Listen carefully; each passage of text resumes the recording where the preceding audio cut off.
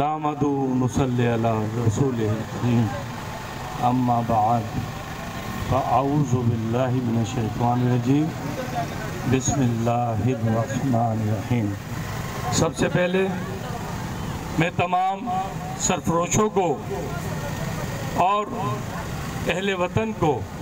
انجمن سرفروشان اسلام Pakistan international روحانی تحریک کی جانب سے تمام اہل وطن کو جشن آزادی کی مبارکباد پیش کرتا ہوں۔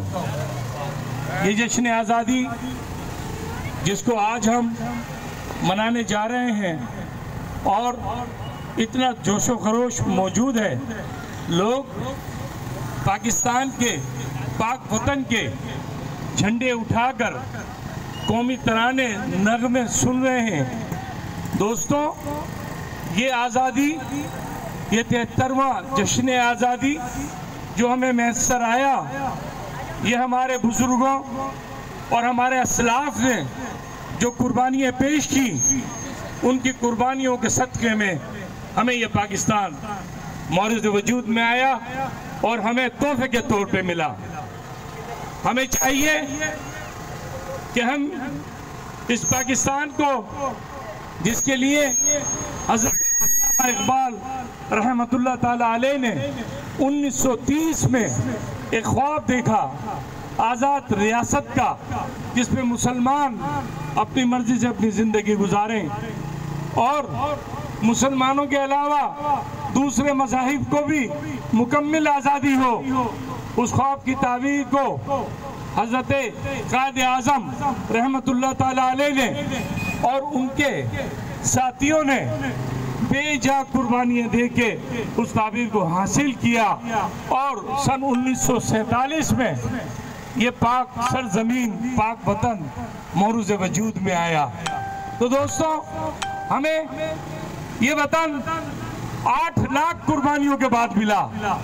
ہندوستان سے جو لوگ مائیگریشن کر کے آئے، انہوں نے 8 لاکھ قربانیوں کا نذرانہ پیش کیا، جس میں بزرگ، بچے، عورتیں سب شامل تھے۔ یہ ان کی قربانیوں کا ثمر ہے کہ آج پاکستان کی پوری قوم جشن آزادی منا رہی ہے۔ تو ہمیں اس موقع پہ اپنے شہیدوں کو نہیں بھولنا چاہیے، اور چونکہ انجمن ایک روحانی انقلاب پہ یقین رکھتی ہے اور جس کے لیے بڑے عرصے سے 30-35 سال سے انجمن جو ہے وہ موروث وجود میں آئی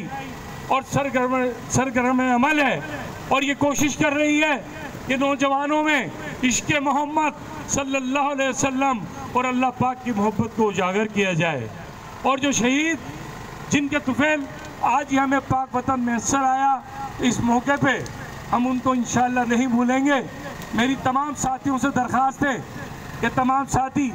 ایک مرتبہ سورہ فاتحہ 3 مرتبہ صلی اللہ شریف پڑھیں، اور تمام شہدائے پاکستان جو آج تک پاکستان کے لیے قربانیاں دیتے رہے، ان کے لیے ایصال ثواب کریں۔ اور اس کے ساتھ ہی میں